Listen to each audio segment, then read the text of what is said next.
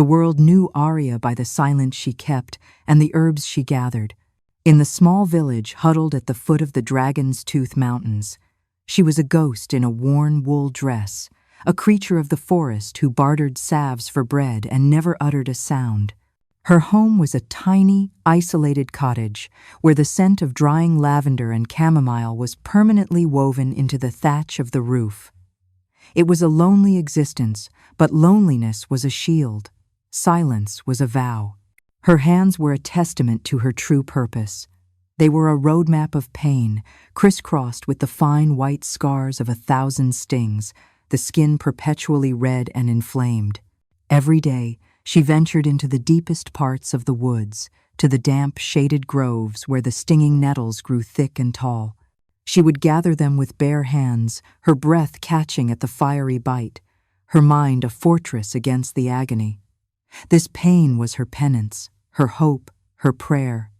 Inside her cottage, away from any prying eyes, was her loom. And on that loom was her life's work. 6 shirts, spun from the fibers of the nettles she suffered for, were already complete. They were stacked in a dark wooden chest, shimmering with a strange, soft light, like captured moonlight. The 7th, the final one, was nearly finished. Each thread was a silent plea, each knot a memory of her 7 brothers. She remembered their laughter, the warmth of their hands, the way they had protected her after their mother, the queen, had passed. They were princes, and she a princess. But that life was a phantom limb, a dull ache of something lost. It had been stolen by the sorceress Seraphina, a woman whose ambition was a poison and whose magic was a cruel, twisting blade. Seraphina had wanted their kingdom, and to get it, she had cursed the heirs. 7 princes, transformed into 7 swans. The curse was absolute, with only one impossible escape. Arya, their youngest sister, had to weave 7 shirts from the Plaisance, fibers of stinging nettles harvested from a graveyard. And for the duration of her task, from the moment she plucked the first leaf until the final shirt was thrown over her last brother's shoulders, she was forbidden from speaking a single word. If she did, her brothers would die instantly. So she had fled, taking on the guise of a mute commoner, a village healer. She had found a cottage near a forgotten ancient burial ground, and for 6 long years she had worked. Her hands bled, her heart ached with the weight of her unspoken grief. But she never faltered. The scent of the nettles was the scent of her hope, bitter, green, and full of fire. Sometimes, at dusk, she would go to the edge of the Blackwood Lake and watch. 7 magnificent swans would glide across the water, their white feathers stark against the deepening twilight. Their eyes, when they looked at her, were filled with a sorrow so human it threatened to shatter her resolve. They knew her, they remembered, and they waited. Tonight the wind was cold, carrying the first sharp promise of winter. Arya sat by her hearth, the shuttle flying through her raw fingers, weaving the last sleeve of the last shirt. The firelight danced across her face, illuminating the exhaustion etched around her eyes. She was so close. The thought was a dangerous spark of joy in the vast darkness of her life. Soon she could speak their names. Soon she would hear their voices again. A tremor of fear followed the joy. What would happen then? They were princes of a kingdom that now belonged to another. Seraphina was rumored to be a guest at the court of this land, the Northern Wolf Kingdom, trying to forge an alliance with its powerful Alpha King. Revealing themselves would mean war. She pushed the thought away. One task at a time. Finish the shirt, save her brothers. The rest was a problem for a life she hadn't yet earned the right to live. She focused on the rhythm of the loom, the steady clack and pull, a sound that had become the only language she had left. It was the sound of her love, her sacrifice, her silent, screaming vow. The Alpha King of the Northern Territories, Rowan, moved through the world as if he owned it. In truth, he did. His power was not just in his title, but in every line of his body, in the confident stride that ate up the forest floor, and in the amber eyes that missed nothing. He was followed by a retinue of nobles, their laughter and chatter a discordant noise in the sacred quiet of his woods. He tolerated them because he had to, but he found their company as irritating as a stone in his boot. Today was the annual autumn hunt, a tradition he despised but was forced to uphold. It was a performance for his court, a display of strength and virility. Suitors for his hand, both male and female, vied for his attention with practiced smiles and flattering words. He ignored them all, his senses cast wide, drinking in the scent of pine, damp earth, and the distant, wild musk of prey, and something else. For weeks, he had been catching a scent on the wind, something that didn't belong. It was subtle, elusive, a fragrance of wildflowers, clean rain, and a strange, sharp greenness that pricked at his senses and pulled at something deep within his wolf. It was the scent of home, of peace, of mine. The instinct was so primal, so powerful, it unnerved him. He had tracked it several times, but it always faded near the poor village at the edge of his domain, vanishing like morning mist. From her hiding place behind a thicket of ancient oaks, Arya watched the royal party. She had come to the woods for herbs, not to spy on the king, but their path had unexpectedly crossed hers. She saw him instantly. Even from a distance, his presence was a physical force, a magnet that drew all eyes. He was taller than the others, his dark hair ruffled by the wind, his shoulders broad beneath a leather jerkin. He moved with the fluid grace of a predator, and the air around him crackled with an energy that made the hairs on her arms stand up. She should have fled. Being seen by the king could bring unwanted questions, questions she could not answer. But she was frozen, captivated by the raw power he exuded. His scent reached her even here, pine and winter frost and something else, something uniquely his, something wild and warm that made her own dormant instincts stir. Suddenly, the forest erupted in chaos. A great stag, cornered by the hunting party's wolves, broke from the trees. It was a magnificent beast, its antlers a crown of deadly points.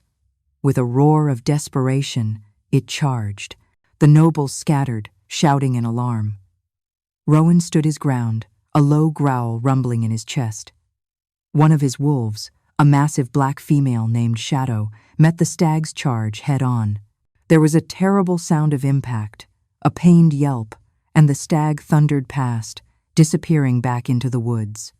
Shadow lay crumpled on the ground, a deep, bleeding gash in her side, where an antler had torn through flesh and muscle. Rowan was at her side in an instant, dropping to his knees. He ran a hand over the wolf's flank, his expression grim. The court physician hurried forward, took one look at the wound, and shook his head. "The wound is too deep, Your Majesty. It has pierced her lung. There is nothing to be done." Rowan's jaw tightened.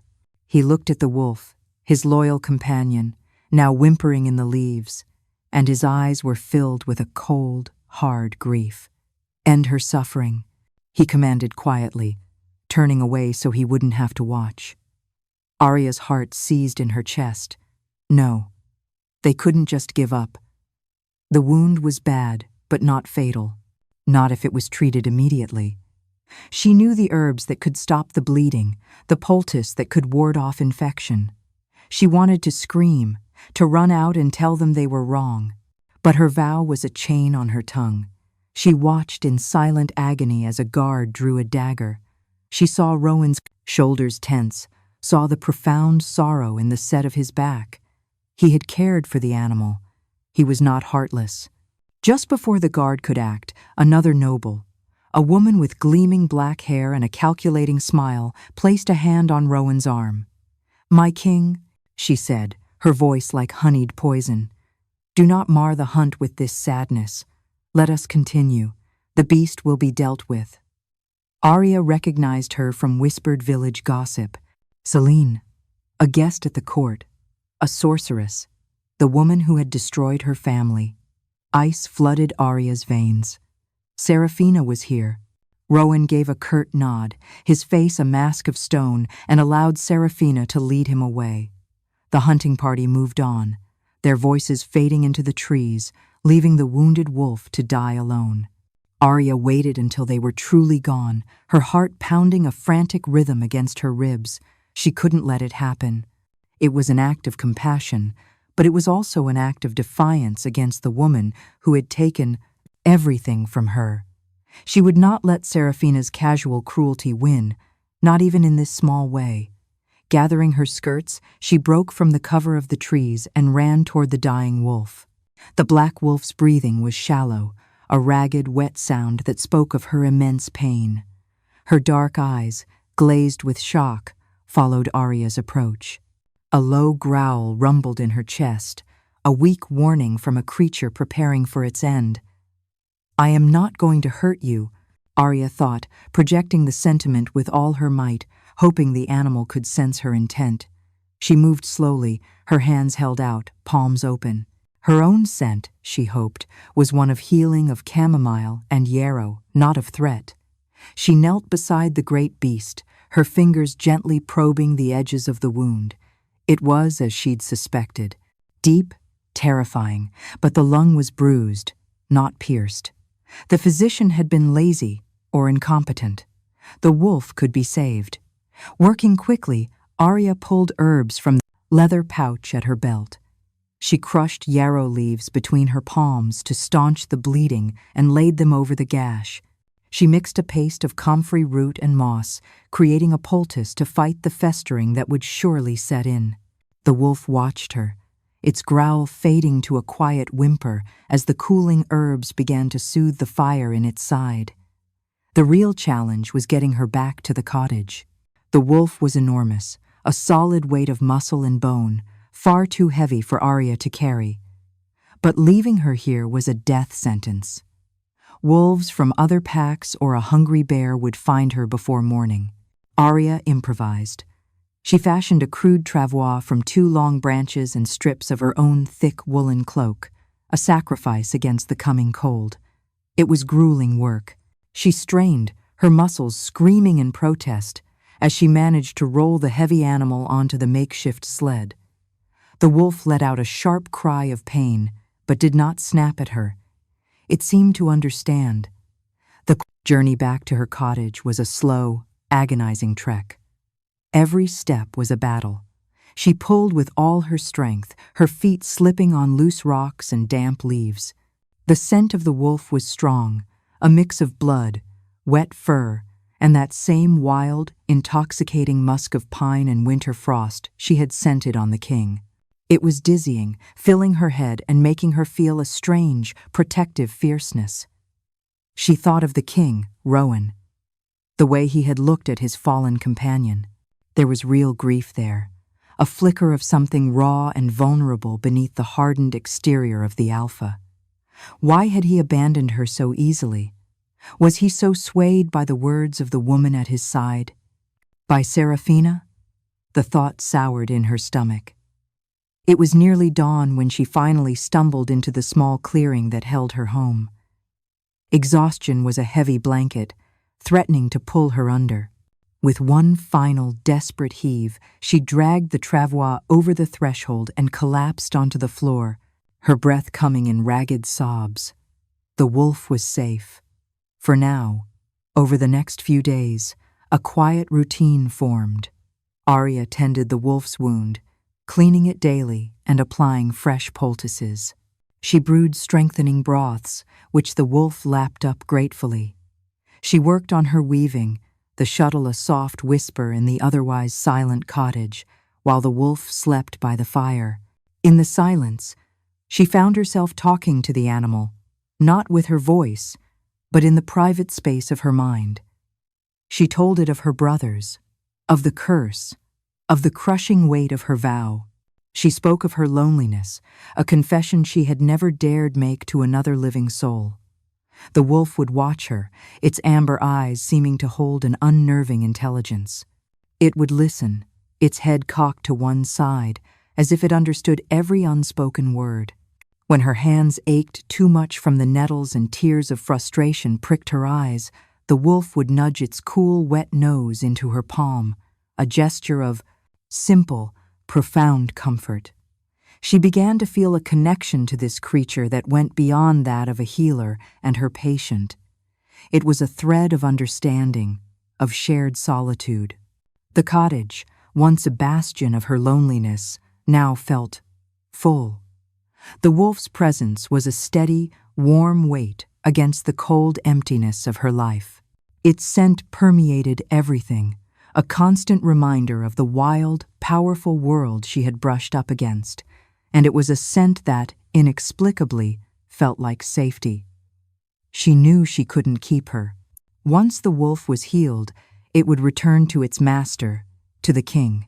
The thought left a hollow ache in her chest that she refused to examine too closely. For now, this magnificent, wounded creature was hers to protect. And in protecting it, she felt, for the first time in a very long time, that she was not entirely alone. The wolf healed with the remarkable speed of its kind. Within a week, the deep gash had closed, the angry red fading to a puckered pink scar that was quickly disappearing beneath the thick, black fur. The limp was gone, replaced by a sure-footed, silent tread. Soon, she would be strong enough to make the journey back to the castle. Arya tried to feel happy about her success as a healer, but the emotion was tangled with a growing sense of dread. The bond between them had deepened into something she couldn't explain. The wolf, Shadow as the king had called her, had become her shadow, her silent companion. She followed Arya into the woods to gather herbs, a formidable, watchful guardian at her back. She would lay her great head on Arya's lap as she worked the loom, her warm breath a comforting weight. One night, a fierce autumn storm broke over the mountains. Wind howled through the trees, rattling the wooden shutters of the cottage. Rain lashed against the roof in a furious torrent. Thunder cracked overhead, a sound like the sky splitting apart, and the little cottage trembled.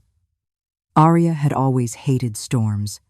They reminded her of the night her world had ended, the night Seraphina's magic had descended like a black tempest and stolen her brothers. She sat huddled by the hearth, her arms wrapped around her knees, trying to control the shaking in her limbs. The final shirt lay forgotten in her lap.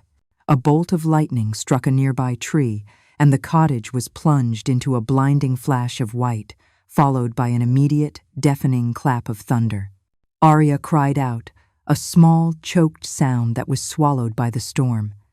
It was the closest she had come to breaking her vow in 6 years. Suddenly, there was a warm, solid pressure against her side. The wolf had moved from its spot by the fire and pressed its body against hers. It nudged its head under her arm, whining softly deep in its chest. The physical contact was an anchor in the swirling tempest of her fear. She buried her face in the thick fur of its neck, breathing in the familiar, calming scent of pine and frost. The fur was damp from the rain, but the body beneath was a furnace of warmth. She wrapped her arms around the wolf, clinging to it as the storm raged outside. The animal didn't pull away. It simply stood there, solid and unmoving, a living shield against the storm and her memories. The steady, slow beat of its heart against her cheek was a lulling rhythm that gradually quieted the frantic pounding of her own. In that moment, pressed against the wild creature, a strange and powerful feeling bloomed in her chest. It was a fierce, possessive warmth that felt both foreign and deeply familiar. Mine. The word appeared in her mind, unbidden and absolute. It was not the feeling of ownership, but of belonging, a sense of a missing piece of her soul clicking into place. She dismissed it as a product of her loneliness and fear. How could she feel such a thing for an animal? A wolf that belonged to a king she would never know? It was madness. The storm eventually passed, leaving behind a world washed clean and silent. The wolf did not move from her side until the first rays of dawn painted the sky in shades of rose and gray. Arya finally loosened her grip, her body aching from the tension. The wolf looked at her, its amber eyes seeming to hold a question, a depth of emotion that an ordinary animal should not possess. She stroked its head, her fingers tracing the line of its powerful jaw. "You should go soon," she thought, the words a painful lump in her throat. "Your master will be worried." The wolf whined again, a soft, protesting sound, and licked the tear that had escaped to trace a path down her cheek. A few days later, Arya knew the time had come. The wolf was fully healed, restless, its eyes often turning toward the distant path that led toward the capital. It was time to let her go. She had saved the wolf in defiance of Serafina. Now she had to complete her task. Her brothers were waiting. That night, she finished the final stitch on the 7th shirt. It was done. A wave of profound relief and terror washed over her. The tool of her brother's salvation was complete. She held it up in the firelight. It shimmered, impossibly soft, infused with 6 years of her pain, her silence, and her unwavering love. She packed the shirts carefully back into the wooden chest, her movements slow and deliberate. The wolf watched her from the hearth, a strange tension in its powerful body. The air in the small cottage felt thick, charged with an unspoken anticipation. Something was about to change. Arya could feel it, a tremor in the very foundation of her world. The change came not as a tremor, but as an earthquake. Arya had fallen into an exhausted sleep, the empty loom standing silent for the first time in years. A strange heat radiating from the hearth woke her. It wasn't the gentle warmth of dying embers, but an intense, almost magical energy that made the air hum. She sat up, her heart beginning to pound. The black wolf was no longer lying on the hearth. In its place stood a man. He was naked, his body limned by the faint glow of the fire. Broad shoulders, a leanly muscled torso, and long, powerful limbs. His skin seemed to drink the shadows. As he turned his head, his dark hair fell across his brow, and his eyes the same intelligent, piercing amber as the wolf's found hers in the dim light. It was the king. Arya's breath hitched in her throat.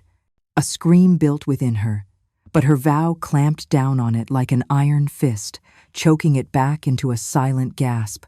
Her mind reeled, struggling to connect the impossible. The wolf? The king? He was a shifter, a werewolf. The legends were true. The Alpha King of the North was more than a man.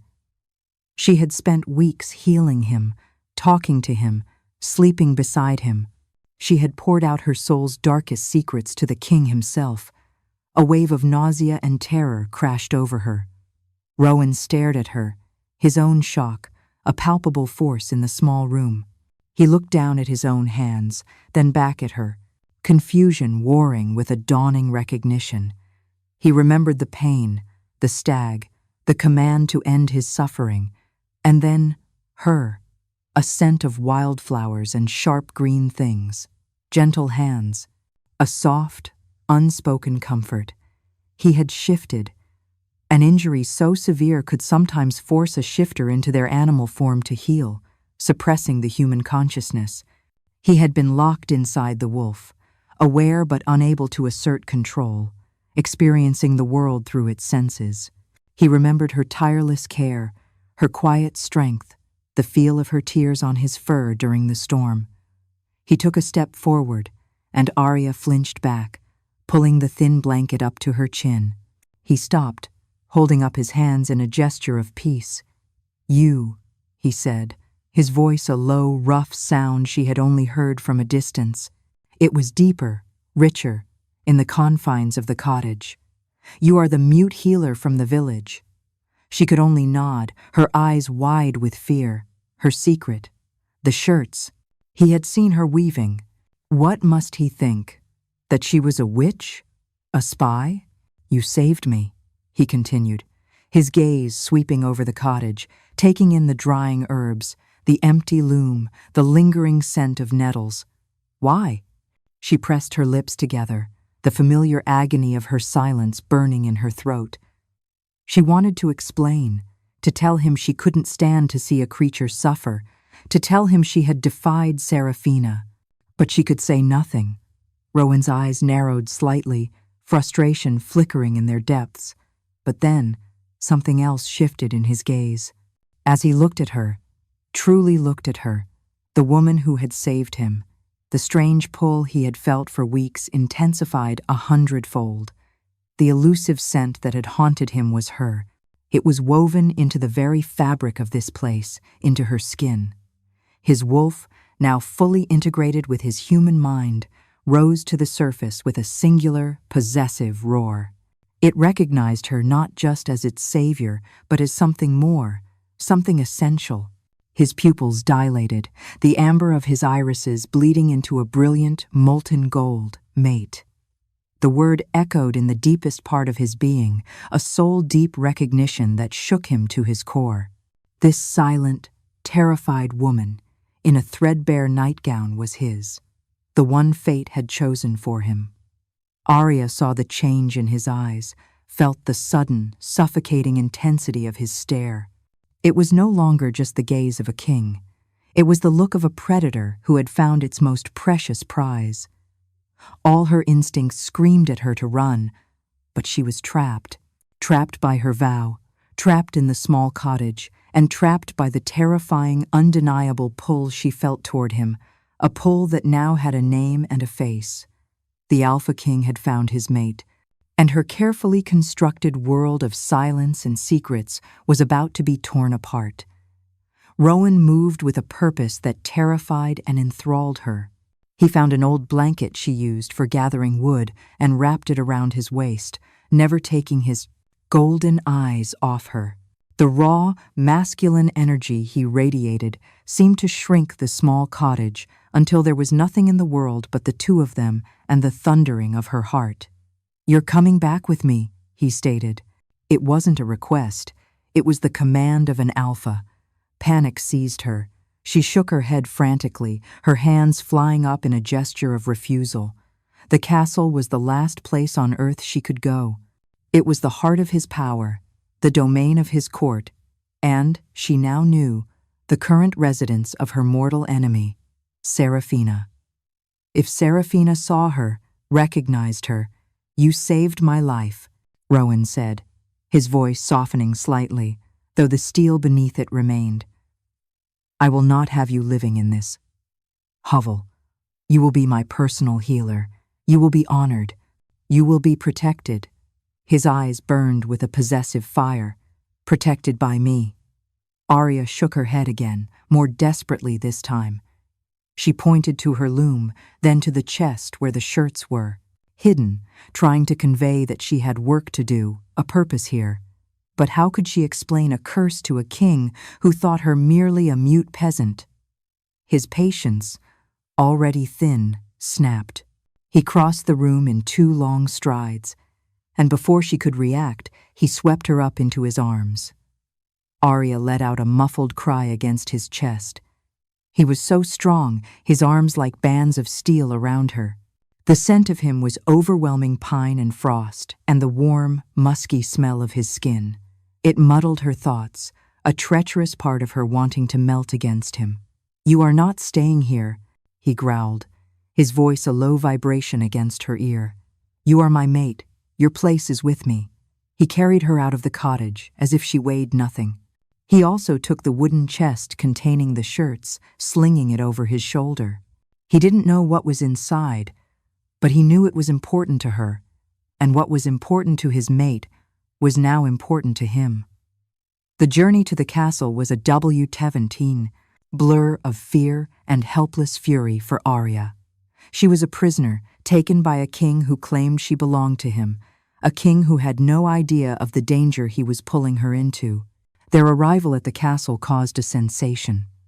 The Alpha King, who was thought to have perished on the hunt, striding through the gates carrying a ragged, unknown woman and a common wooden chest. Whispers followed them like rustling leaves. Rowan ignored them all.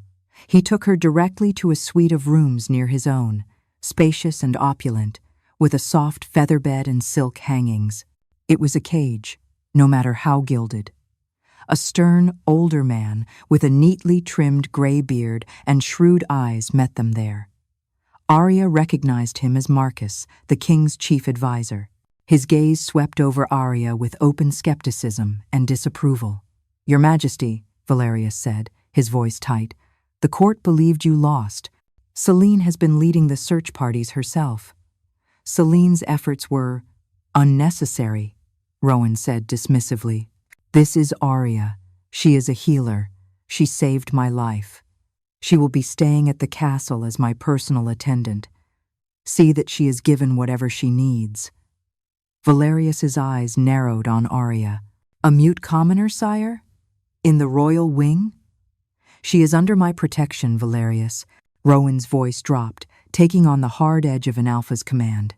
"That is all you need to know." The advisor bowed stiffly, but his distrust was a palpable cloud in the room. Just then, a new figure appeared in the doorway. It was Seraphina. She was even more beautiful up close, with hair as black as a raven's wing and eyes the color of emeralds. She wore a gown of deep green velvet that clung to her perfect figure. Her scent filled the room, cloying and sweet, like nightshade hidden amongst honeysuckle. It made Arya's stomach clench. "Rowan!" Seraphina cried, her voice full of practiced relief. She rushed forward, her hands reaching for him. "We were so worried. I feared the worst." Rowan allowed her touch, but did not return it. His attention was still fixed on Arya. Seraphina's gaze followed his, and her eyes, for a fraction of a second, flashed with a venomous hatred as she took in the disheveled girl in the king's chambers. Then, just as quickly, the mask of pleasant concern was back in place. "And who is this?" she asked, her tone dripping with false sweetness. "A new servant?" "This is Arya," Rowan said flatly. "My healer." Seraphina's smile tightened. She looked Arya up and down, a flicker of something recognition, suspicion, in her eyes. Arya held her breath, praying she was not recognized. 6 years had passed. She was no longer a pampered princess, but a thin, scarred commoner. "How wonderful," Seraphina purred, though her eyes said otherwise. "The king must reward such loyalty. I will see to it that she is comfortable." The promise sounded more like a threat. Arya knew then that her cage was not just gilded. It was now home to a viper. She was trapped in the heart of her enemy's new territory, with her secrets, her curse, and a possessive alpha king who thought he was protecting her, but who had, in fact, just thrown her to the wolves. Life in the castle was a torment of suffocating luxury. Arya was given gowns of silk and velvet, but they felt like shackles. She was served meals on silver plates, but the food tasted of ash in her mouth. Her every move was watched by the suspicious Marcus, by the hostile Selene, and most of all, by the relentlessly attentive King Rowan. Rowan was a constant presence. He insisted she take her meals with him, that she sit in the throne room while he held court, that she walk with him in the gardens. He seemed to believe that by keeping her close, he could force the secrets from her through sheer proximity. His frustration with her silence was a tangible thing, a simmering heat between them. "Why won't you speak to me?" he would ask in the quiet of the evenings, his voice a mix of command and plea. "I am your mate. There should be no secrets between us." Arya could only look at him, her heart aching with the words she couldn't say. How could she explain that her silence was the only thing keeping her family alive? How could she tell him the beautiful sorceress who advised his counsel was a murderous usurper? He would think her mad. Seraphina, for her part, played her game with chilling skill. Publicly, she was kind to Arya, offering her trinkets, praising her quiet diligence. But in the moments when they were alone, her mask would slip. Her sweet scent would curdle with malice, and her emerald eyes would glitter with a cruelty Arya knew all too well. "You are a curious little thing," Seraphina murmured one afternoon, cornering Arya in a secluded corridor. "The king seems quite taken with you. But affections, like seasons, change. especially when a pretty little toy refuses to perform. She trailed a perfectly manicured finger down Arya's cheek. Arya flinched away from the touch, which felt as cold as a snake's skin. Serafina's main target became Arya's weaving. Rowan had allowed her to set up her loom in her chambers, seeing that the work calmed her. Arya treasured these stolen hours, working on small tapestries now that her great task was done, simply to keep her hands and mind busy. The chest with the 7 shirts remained locked, a secret treasure she guarded with her life. One day, Arya returned to her rooms to find Serafina there, admiring a small piece on the loom. "Such a quaint hobby," the sorceress said with a saccharine smile. As she turned to leave, she tripped, stumbling against a small table where several of Arya's dye pots Saturday. A pot of dark, corrosive dye tipped over, splashing across the nearly finished tapestry, ruining weeks of work. "Oh, clumsy me," Serafina gasped, her eyes alight with triumph. What a terrible accident! Rage, hot and useless, surged through Arya. She could do nothing. Accuse Serafina of, what? An accident? Who would believe a mute commoner over a visiting noblewoman? The incident created the exact rift Serafina had intended. Rowan arrived to find Arya staring at the ruined tapestry, her hands clenched, her body trembling with unshed tears and fury. He saw the mess and Serafina's feigned apologies and drew the wrong conclusion. "It was an accident, Arya," he said, his tone impatient. "It is only a piece of cloth. Why does this work consume you so? What is it you are always hiding in that room, hunched over that loom?" He misunderstood her distress as obsession, her silence as stubbornness. The chasm between them widened. He saw a secretive woman he couldn't comprehend. She saw a man blinded by the machinations of her greatest enemy. The mate bond pulled them together with an irresistible force, but their secrets and misunderstandings were a wedge driving them apart, and Serafina was the one holding the hammer. That night, Arya crept to the wooden chest in her room. She lifted the heavy lid and looked at the 7 shimmering shirts stacked within. Their faint light was a comfort, a reminder of her true purpose. She was not just a mute healer, not just the king's mysterious pet. She was a princess with a duty to her family. And she was beginning to realize that saving her brothers might mean destroying the king she was inexplicably, painfully starting to fall for. Rowan's frustration grew into a constant, simmering storm just beneath his skin. The mate bond was a maddening paradox. It filled him with a fierce, primal need to protect Arya, to provide for her, to claim her in every way imaginable. Yet, it gave him no access to her heart or her mind. She was a fortress, and he had no key. Her scent, that intoxicating blend of wildflowers and sharp green nettles, was both a balm and a torment. It filled his chambers, clung to his clothes, and haunted his dreams. He wanted to drown in it, but he also felt he was drowning in the mystery of the woman who wore it. He grew more possessive, his wolf snarling at any courtier who looked at her for too long.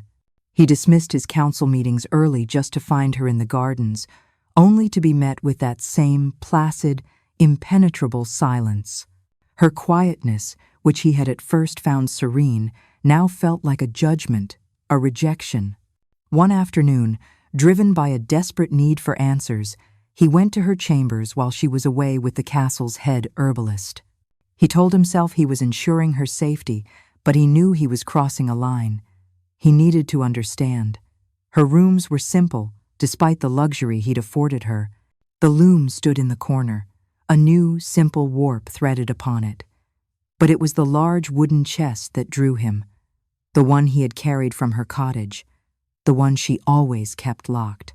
He had ordered a key be made. His hands felt clumsy as he turned the key in the lock. The lid creaked open. Rowan stared down, his breath catching in his chest. Inside, nestled on a bed of dried lavender, were 7 shirts. But they were unlike any garment he had ever seen. They were woven from a strange, rough-looking fiber, yet they shimmered with a soft, ethereal light, as if spun from moonbeams. They felt impossibly soft to the touch, yet held an undercurrent of strength, of magic. What was this? Who was she? No simple village healer wove clothes from enchanted thread. Was she a fey creature? A witch, as some of the whispers in the court suggested? Was this part of some elaborate deception? He was still standing over the open chest when she returned. Arya froze in the doorway, her eyes flying from his face to the open chest, to the shirts he was touching. A look of pure, unadulterated panic crossed her features. She rushed forward, not making a sound, and slammed the lid shut, her body trembling. She stood over the chest like a dragon guarding its hoard, her back to him. "Arya," he said, his voice dangerously soft. "What are those?" She did not turn. She could not answer. "Tell me," he demanded, stepping closer. The scent of her fear was sharp in the air, mingling with the ever-present fragrance of nettles that clung to the shirts. "I am your king, and I am your mate. I have a right to know. What are you hiding from me?" She finally turned to face him, and her eyes were swimming with unshed tears. Her hands were clasped so tightly her knuckles were white. She opened her mouth as if to speak, a desperate, silent plea, but no sound came out. The agony on her face was so profound it struck him like a physical blow. She was trapped. He could see it, feel it, but he didn't understand why. "Why won't you trust me?" he whispered, the anger draining out of him, replaced by a deep, aching hurt.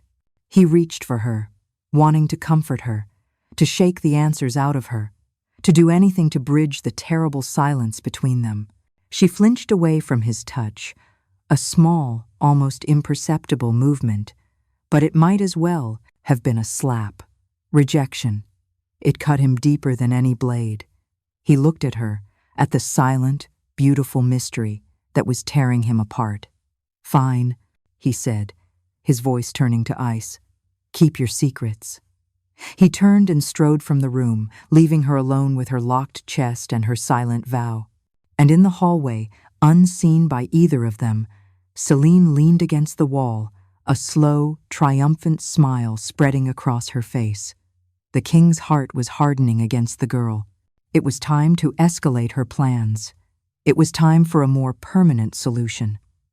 2 nights later, the great hall of the castle was ablaze with light and sound. Rowan was hosting a grand feast to celebrate a new trade agreement with a southern lord. It was a political necessity, a night of forced smiles and hollow pleasantries. For Arya, it was an ordeal. Dressed in a gown of deep blue silk that Rowan had insisted she wear, she sat at the high table beside him, feeling like a caged bird on display. Every eye was on her. The courtiers whispered behind their hands, their curiosity a blend of envy and suspicion. She was the king's silent shadow, the commoner he favored for reasons no one could fathom. She kept her gaze fixed on her plate, wishing she could disappear. Rowan was tense beside her. Since the confrontation in her room, a cold distance had settled between them. He was still protective, his arm brushing against hers in a gesture of possession, but the warmth was gone. He spoke to the lords on his other side, his laughter sounding strained to her ears. Seraphina was in her element. She moved through the hall like a queen, charming the visiting dignitaries, her emerald green gown shimmering in the torchlight. She paused at the high table, offering Rowan a goblet of deep red wine from a special carafe. "A special vintage, my king," she said, her voice a silken purr. "From my own family's vineyards, to celebrate your new alliance and your continued health." Her smile was radiant, but her scent was wrong. Beneath the fragrance of spiced wine and her cloying perfume, Arya detected another smell. It was faint, almost unnoticeable, but her senses, honed by years of working with herbs both healing and harmful, picked it up instantly. A bitter, almond-like odor. Nightshade, Not enough to kill a man as strong as Rowan, but potent enough to dull the senses, to make the mind pliable and open to suggestion. A poison of control. Arya's blood ran cold. This was it. Serafina was making her move, right here, in front of the entire court. Rowan took the goblet, his lips curving into a polite smile. "Thank you, Celine." He raised it, preparing to drink. Time seemed to slow down. Arya's mind raced. She couldn't shout a warning. She couldn't explain. She had only seconds to act. All the frustration, all the fear, all the suppressed rage of the past weeks coalesced into a single, desperate point of action. She lunged. Before Rowan could bring the goblet to his lips, her hand shot out and smacked it from his grasp. The heavy silver cup flew through the air, clattering onto the stone floor. Dark red wine splashed across the white marble like a spray of blood. A collective gasp swept through the great hall. Silence fell, thick and immediate. Every single person was staring at her. Rowan froze, his hand still raised. He turned to look at her, his amber eyes wide with shock and disbelief. Wine dripped from his sleeve. Serafina was the first to react. She let out a theatrical cry of horror. "She attacked the king!" she shrieked, pointing a trembling finger at Arya. "The witch attacked him!" Chaos erupted. Guards surged forward, their swords drawn. Courtiers scrambled back, their faces a mixture of fear and accusation. Arya stood frozen, her heart hammering against her ribs. She had saved him, but in doing so, she had damned herself. She looked at Rowan, trying to convey the truth with her eyes, a silent, desperate plea for him to understand. But all he saw was a public betrayal. His mute, secretive companion had just assaulted him in front of his entire court. The humiliation, the confusion, the sting of her perceived rejection, it all hardened his face into a mask of cold, remote fury. "Seize her," he commanded, his voice devoid of all emotion. Two guards grabbed Arya's arms, their grips bruising. She didn't struggle. She just kept her eyes locked on Rowan's, her silent scream echoing in the space between them as they dragged her away. The great hall was in an uproar, but Rowan heard none of it. The only sound in his head was the echo of his own command. "Seize her." He watched as his guards hauled Arya away, her small frame looking fragile between the two hulking men. She never broke her gaze from his, and the look in her eyes was not of malice or madness, but of desperate, pleading terror. It was the look of a trapped animal. "My king, are you all right?" Serafina was at his side, her hand on his boot. "Arm," her voice thick with false concern. "That creature, who knows what poison she intended for you?" "Poison," the word snagged in his mind. He looked down at the spilled wine, a dark stain on the pristine floor. Then he looked at Serafina. Her scent of nightshade and honeysuckle seemed stronger now, almost cloying. He remembered the bitter almond smell that had briefly touched the air. He had noticed it, but dismissed it as an exotic spice in the wine. His wolf, the part of him that was pure instinct, began to pace restlessly in his soul. Something was wrong, terribly wrong. The girl had protected him in the woods. She had been gentle, kind. Her actions in the hall were violent, shocking, but they were also protective. She hadn't attacked him. She had attacked the goblet. "Valerius?" Rowan barked, his voice cutting through the din. The advisor hurried to his side. "Have the royal physician test what is left of that wine. Every last drop. And the goblet." Serafina's eyes widened for a fraction of a second before her mask of concern slipped back into place. "Of course, Your Majesty. A wise precaution." Rowan's gaze was cold as it rested on her. A very wise precaution. He turned and strode from the hall, ignoring the calls of his courtiers. He needed to think. He couldn't go to Arya yet, not while his own court saw her as a traitor. To the world, she had to be punished.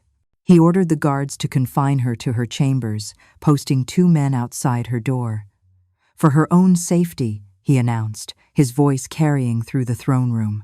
But as he said it, he knew the words were a lie. It was a prison, and he was the one who had locked the door. He retreated to his private study, the one place he could be truly alone. He paced before the fire, the events of the evening replaying in his mind. The look in Arya's eyes, the scent of bitter almonds, the subtle flash of panic on Seraphina's face. The mate bond was a living thing inside him, a frantic, howling beast. It screamed at him that his mate was in distress, that she was innocent, that he was a fool. It clawed at him for locking her away, for trusting the word of another over the silent plea in her eyes. Why wouldn't she speak? What secret could be so terrible that she would rather be condemned as a traitor than utter a single word to save herself? He thought of the shimmering shirts, the work of a powerful enchantress, not a simple healer.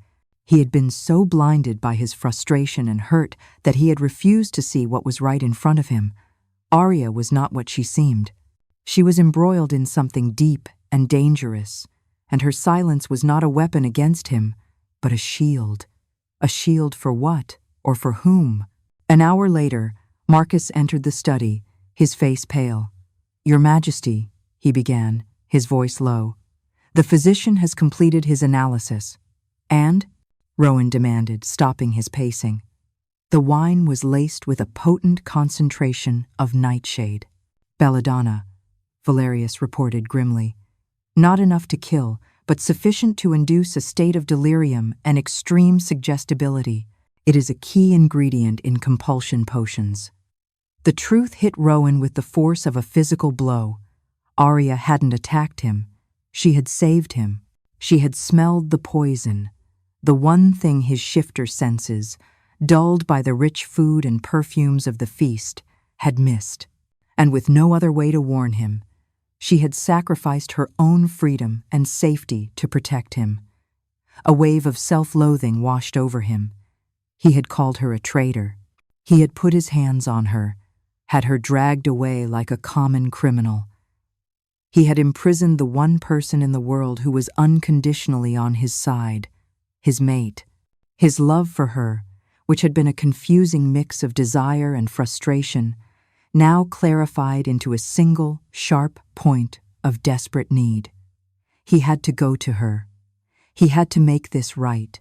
He stormed from his study, his strides long and furious. He was no longer just a king.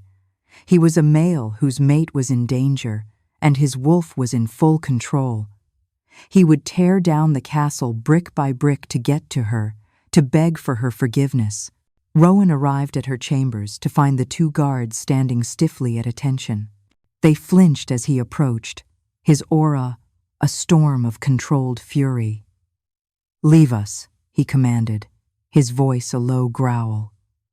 The guards didn't need to be told twice. They practically fled down the corridor.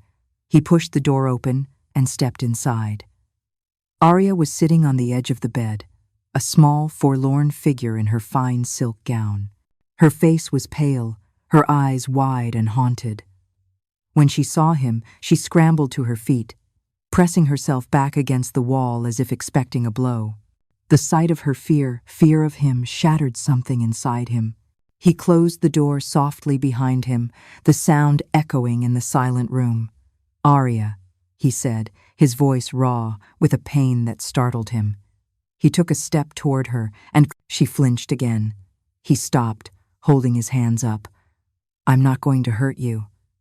She watched him, her breathing shallow, her body tense. "The wine," he began, his throat tight. "It was poisoned. You knew. You saved me." A flicker of relief crossed her face, so faint he might have imagined it. But the fear remained. She had been vindicated, but she was still his prisoner, still at his mercy. "I am a fool," he said, the confession torn from him. "I was so angry about your secrets that I couldn't see the truth. I hurt you. I allowed them to put their hands on you. I locked you away." He took another slow step forward. "Can you ever forgive me?"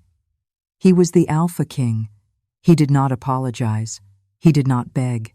Yet here he was, laying his pride at her feet, his heart exposed and bleeding.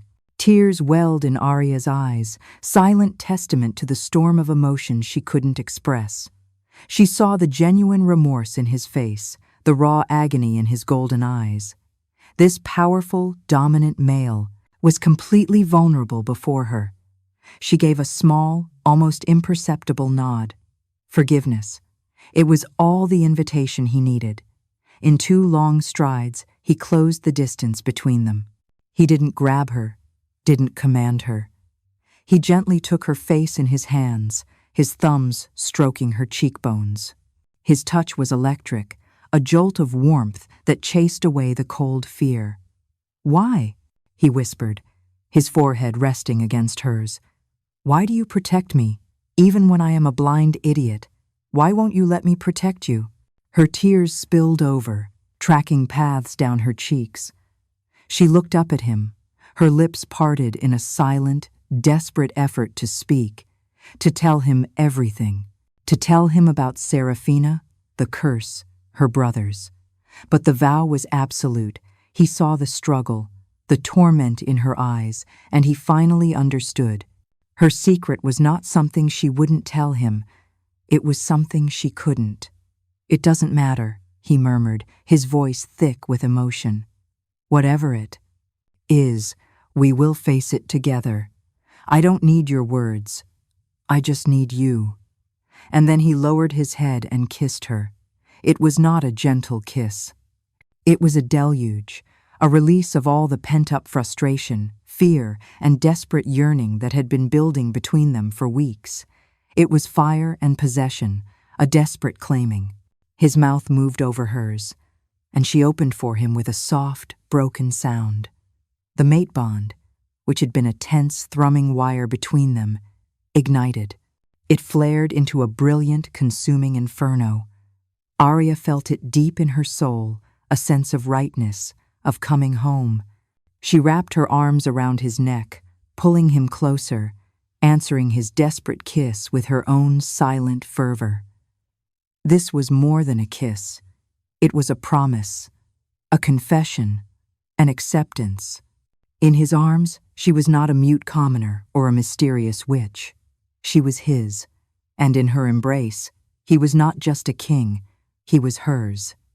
When they finally broke apart, gasping for breath, the world had shifted. The distance between them was gone, burned away by the heat of their kiss. He looked down at her, his golden eyes blazing with a love so fierce it stole her breath. He knew she was his, and he would protect her, secret or not, against his court, against his enemies, against the whole world if he had to. Rowan's newfound resolve was a formidable shield, but Seraphina's treachery was a poison that had already seeped deep into the foundations of his court. While Rowan was focused entirely on Arya, Seraphina moved with calculated speed. She went to Marcus, her face a mask of grave concern. "The king is bewitched," she whispered, her voice laced with honeyed venom.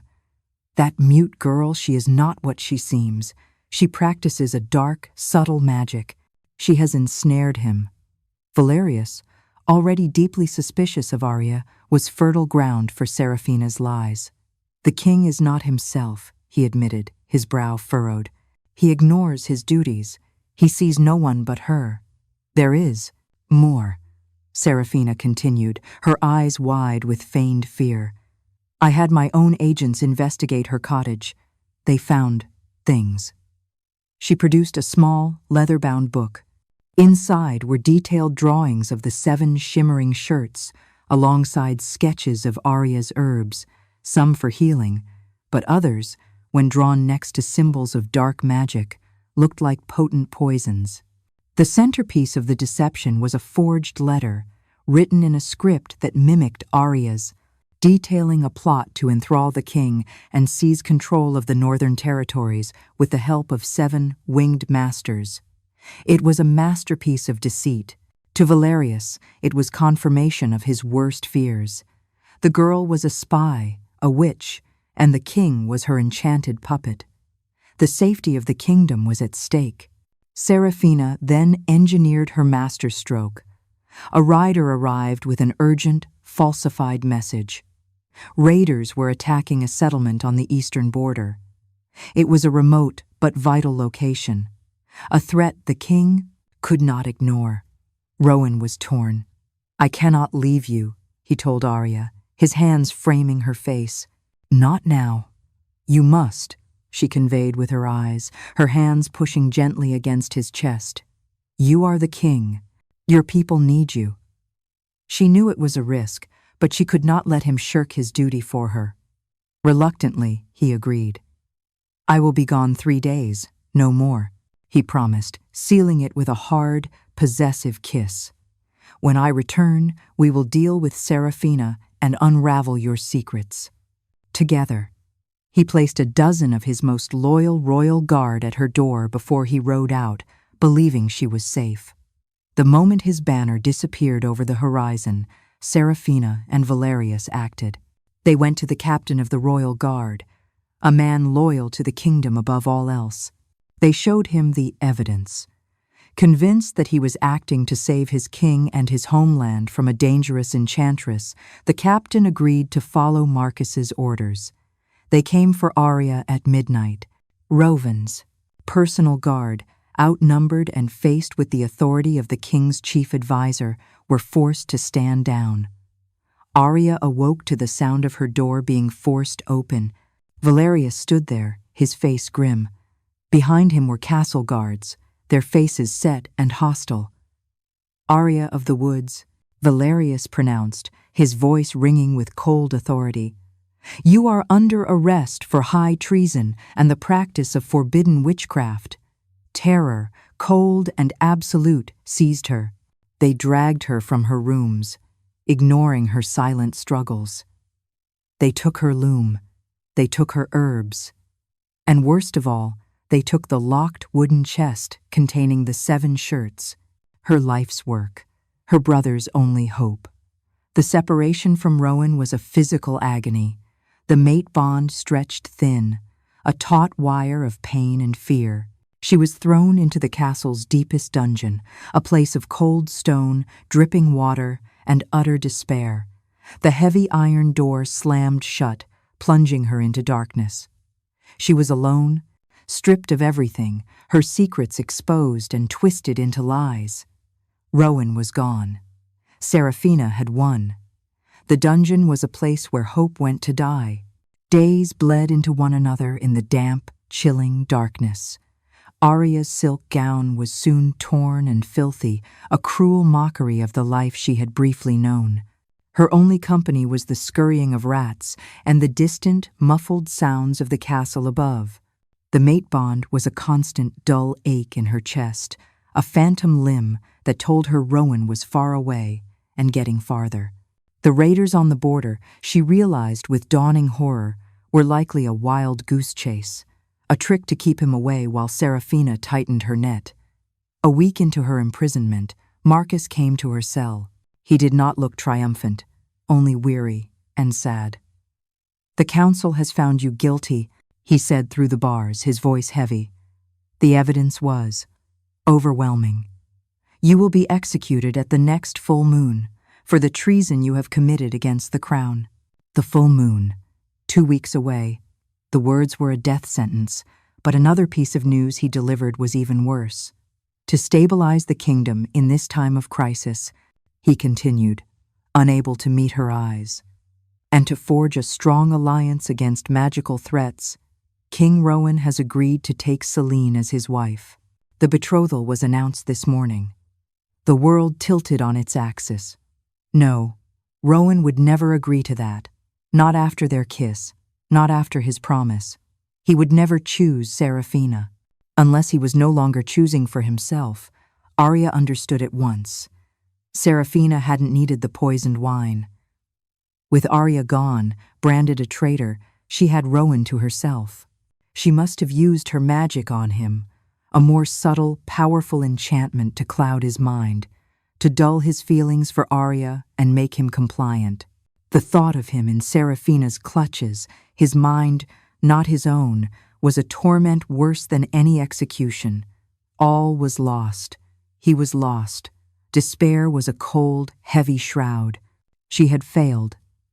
She had been so focused on her vow that she had walked directly into her enemy's trap.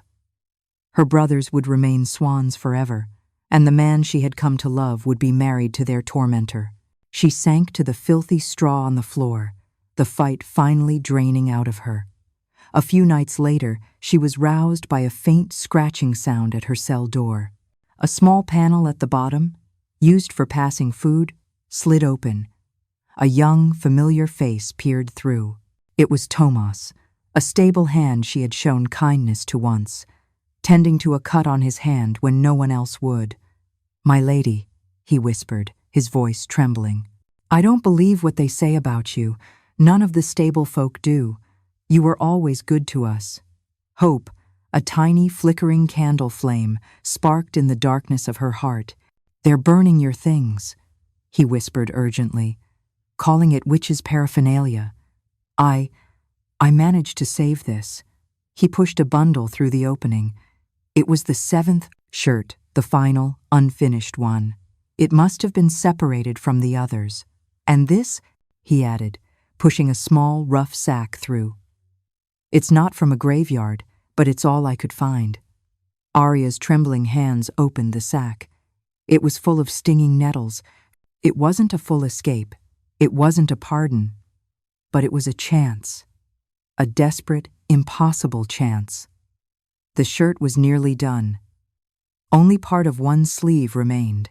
If she could finish it, if she could just finish the last shirt, perhaps it would be enough. Perhaps one brother, freed, could fight for the others. A new resolve, forged in the depths of her despair, hardened within her. She would not die a silent victim. She would not let Serafina win. She would fight with the only weapons she had left, a needle she'd pulled from the hem of her dress, a bundle of nettles, and her own bleeding hands. She would make her last stand, not in a battle, but with a thread. The last 2 weeks were a blur of pain and frantic, secret work. By the faint light that filtered through the high, barred window of her cell for a few hours each day, and by the dim glow of the guards' torches at night, Arya worked. Her hands, which had started to heal in the comfort of the castle, were once again a raw, bloody mess. She spun the nettle fibers into thread by rubbing them against the rough stone of the floor, her fingers splitting and bleeding. She wove the thread into the fabric of the last sleeve with her makeshift needle, her movements swift and sure despite the agony. The pain was a constant, fiery companion, but she welcomed it. It was a reminder that she was still alive, still fighting. Each stitch was a prayer for her brother's freedom, for Rowan's safety, for Serafina's downfall. She poured all of her remaining strength, her love, her rage, into the shimmering fabric. Tomas became her lifeline. Every day, he would risk his own safety to bring her water and a small crust of bread. He would whisper news from the world above. The king had returned, he told her, but he was changed. He was quiet, reserved, his eyes holding a vacant, hollow look. He moved as if in a daze, agreeing to everything Marcus and Celine suggested. The wedding was being planned. The date was set for the day after the full moon, the day after her execution. The news spurred Arya on. Rowan was not himself. He was under a spell, a puppet whose strings were held by Serafina.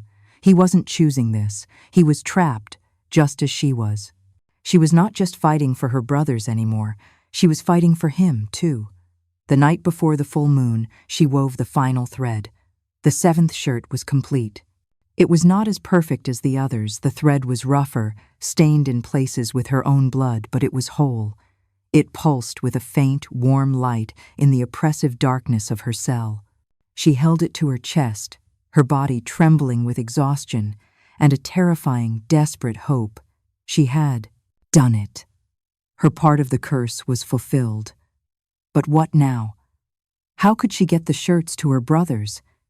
The other 6 had been taken, likely destroyed. She had only this one. She laid the finished shirt on the straw, a beacon in the gloom. She had no plan, no path to victory. All she knew was that she would face the executioner's block tomorrow with her head held high. She had kept her vow. She had finished her task. She thought of Rowan, of his golden eyes, of the kiss that had set her soul on fire. She sent her love to him on the thin, aching thread of the mate bond, hoping some part of him, the real him buried deep beneath Seraphina's magic, could feel it. "I love you," she thought, the words a silent shout in her mind. "Fight it. Please, fight." As she closed her eyes, preparing for what might be her final sleep, an image bloomed in her mind. 7 great swans, circling high above the castle square. She saw herself, holding up the shirts. She saw the transformation. She saw her brothers. It was not a memory, but a premonition, a desperate choice solidifying into a concrete plan. She couldn't get the shirts to them, but perhaps, just perhaps, she could bring them to the shirts. It was an insane gamble. It relied on her brothers sensing her desperation, on them being close enough to see her. It relied on a magic she barely understood. But it was all she had left. Tomorrow, in the public square, she would not just face her death. She would make her final stand, and the entire kingdom would be there to witness it. The day of the execution dawned gray and cold. The sky was a sheet of pewter, heavy with unshed rain. Arya was led from her cell, her hands bound in front of her. She walked with a steady, resolute gait that surprised her guards. She was no longer a frightened girl. She was a princess on her way to meet her destiny, one way or another. As she was marched through the castle corridors, she managed to catch Tomas's eye. He stood near the quarters, kitchens, his face pale with fear for her. She gave him the slightest of nods, a silent thank you. He had given her this one last chance. The public square was packed. It seemed the entire city had turned out to see the witch trader meet her end. A grim silence fell over the crowd as she was led to the wooden platform in the center, where a hooded executioner stood waiting beside a massive chopping block. On a raised dais to one side sat the royal court, and in the center, on a gilded throne, sat King Rowan. Arya's heart clenched.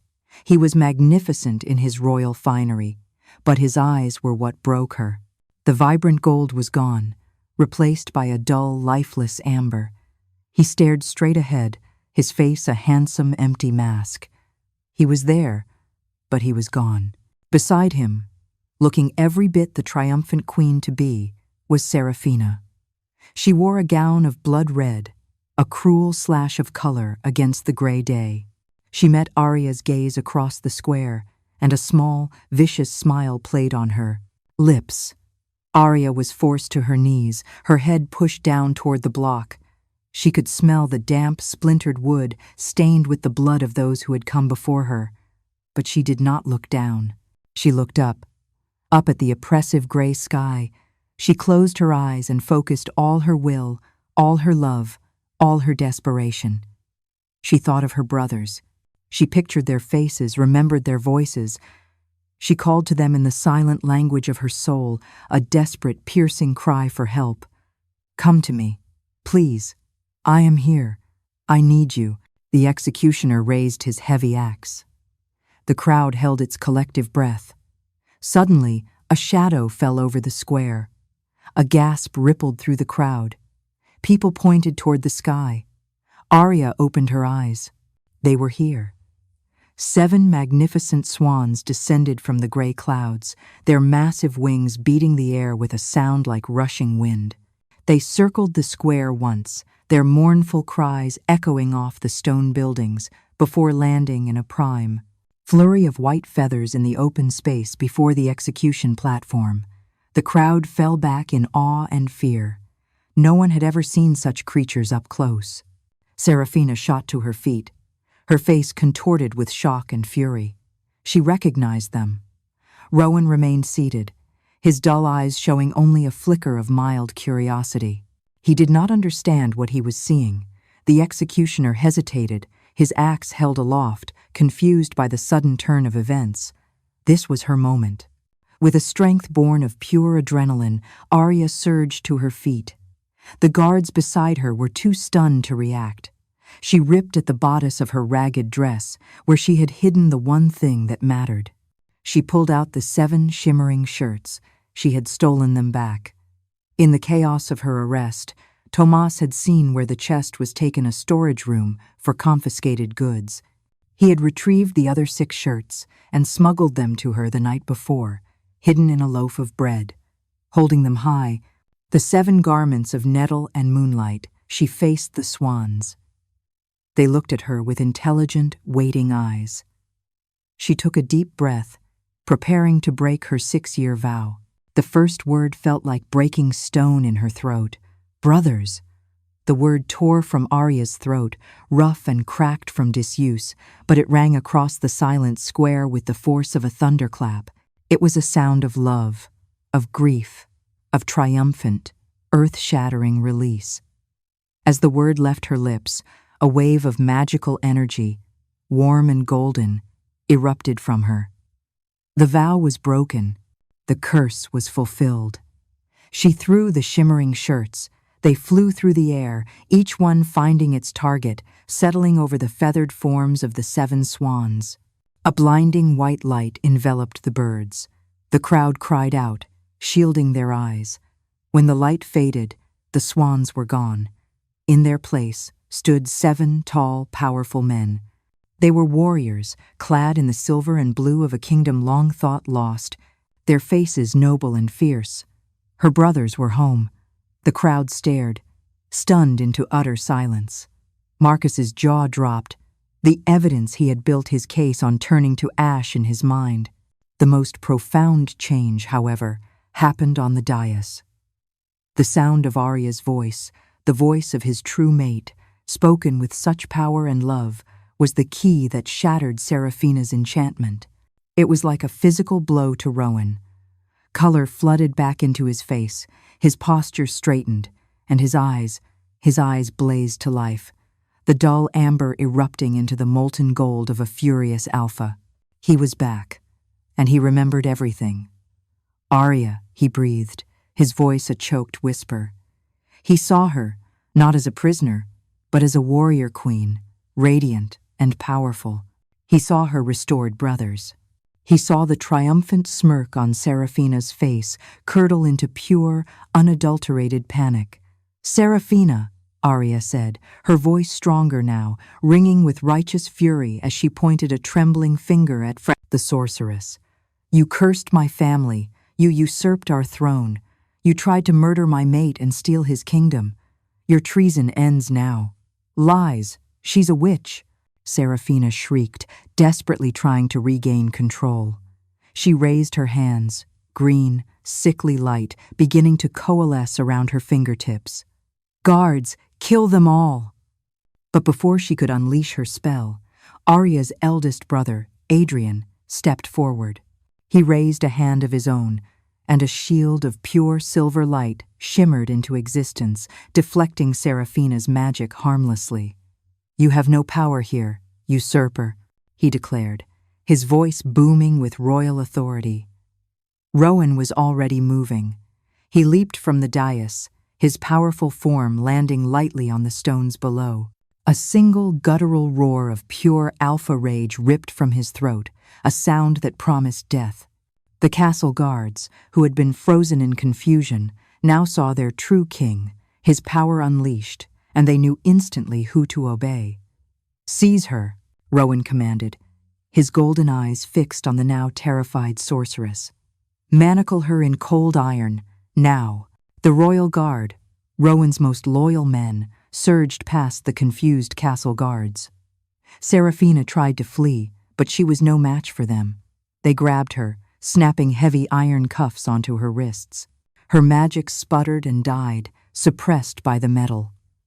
Her power was gone. She was just a woman, her face pale with the stark terror of utter defeat. The long nightmare was over. The square remained in a state of stunned silence, the collective shock of the crowd a heavy blanket over the city. They had come to see an execution and had instead witnessed the fall of a traitor and the return of lost princes. Rowan saw none of it. His world had narrowed to a single point. The woman standing on the platform, her ragged dress a stark contrast to the regal power that now radiated from her. He ignored the princes, the guards, the gaping faces of his subjects. He walked toward the platform, his every step measured and deliberate. He did not climb the steps. He stopped at the bottom and looked up at her, his heart in his eyes. The guilt and self-loathing he felt were a physical weight. He had let this happen. He had failed to see, failed to trust, failed to protect her. And in front of his entire kingdom, the Alpha King, the great wolf of the north, dropped to one knee. A gasp went through the crowd like a wave. A king knelt for no one. "I failed you," Rowan said, his voice raw and broken, for her ears only. "I was blind and arrogant. I let her hurt you. I almost lost you."